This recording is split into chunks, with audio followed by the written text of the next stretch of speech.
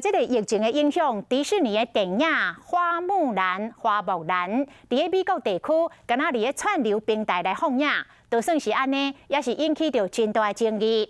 因为除了女主角刘亦菲进前来表态挺香港的警察之外，伫片尾，佮特别甲新疆地区的中国的官方甲共产党来说道谢，佮来引发着一波抵制行动。My father cannot fight. So I will take his place.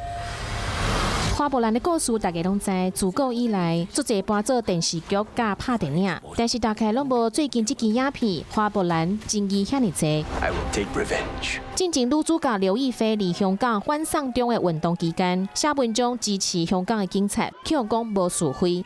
咁我唔會睇《花木蘭》呢套戲啦，因為劉亦菲。咁佢都支持警察嘅。角色係正義，但係講出嚟支持香港嘅警暴。即馬觀眾發現講，花木蘭喺片尾嘅感謝名單當中，竟然包括新疆地方政府，還有中共喺新疆嘅工作單位，親像吐魯番公共安全局、維吾爾自治區委員會宣傳部在。雖然講這塊片有足儕所在攏是喺新疆翕嘅，但是北京打壓新疆穆斯林嘅行為，目前各界攏喺關心，所以互人感覺講足共糟蹋嘅。